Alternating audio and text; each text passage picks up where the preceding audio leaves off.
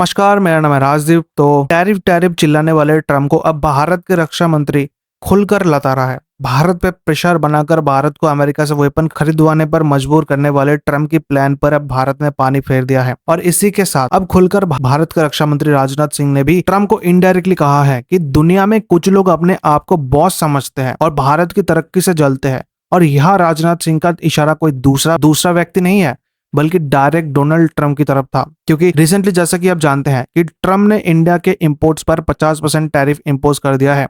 और ये सोचकर बैठा है कि भैया इंडिया पर टैरिफ लगाकर इंडिया पे प्रेशर बनाएंगे तो प्रेशर बढ़ेगा, और इसके चलते इंडिया तो ट्रम्प को खुश करने के लिए रशिया से तेल लेना बंद कर देगा। फिर ट्रम्प को खुश करने के लिए इंडिया F-35 ले लेगा या फिर यूएस मेड वेपन्स वगैरह ज्यादा से ज्यादा परचेस करेगा। लेकिन ट्रम्प का जो प्लान था, इस प्लान पर इंडिया ने पानी फेर दिया है। उल्टा भारत के प्रधानमंत्री ने रिसेंटली बोला है कि बाहरी प्रोडक्ट्स छोड़कर इंडियंस की खुद की बनाई हुई खून पसीने के मेहनत से बनी हुई चीजें खरीदे। इसके बाद आप देखेंगे कि ट्रम्प और भड़क गए थे और इसके बाद 25% के टैरिफ को 50% कर दिया है। अभी 27 अगस्त से ये 50% टैरिफ लागू होगा। लेकिन 50% टैरिफ लगाने के बाद ट्रम्प को लगा था कि अब तो इंडिया डर ही जाएगा और ट्रम्प के आगे झुक जाएगा। पर फिर से ट्रम्प के मुंह पे तमाचा मार दिया है इंडिया ने। और इनडायरेक्ट तरीके से भारत के जो लीडर्स है, जैसा राजनाथ सिंह हो गया या फिर नितिन गडकरी साहब हो गया या फिर एस जयशंकर साहब हो गया, सब खुलकर ट्रम्प को लतरने में लगे हुए हैं। अभी कुछ ही दिन पहले आप जानते हैं कि नितिन गडकरी साहब ने भी एक इवेंट के दौरान ट्रम्प को इनडायरेक्ट तरीके से बोला था कि कुछ कंट्रीज सिर्फ इसीलिए दादागिरी करते हैं क्योंकि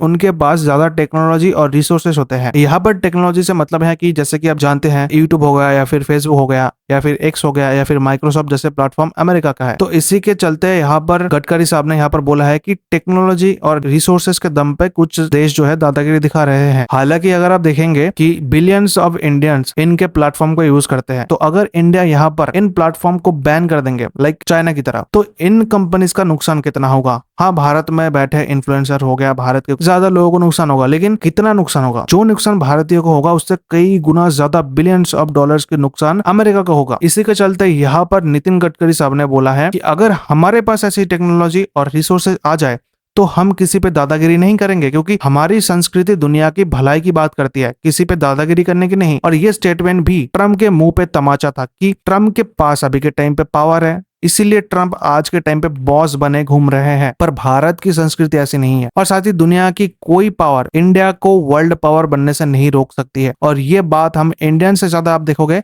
वेस्टर्न कंट्रीज के लोग ज्यादा बोलते हैं, क्योंकि ये जो दशक है, ये जो डिकेड है, ये इंडिया का है। देखिए, ट्रम्प आज है लेकिन कल नहीं होंगे, कल ये पावर से चले जाएंगे।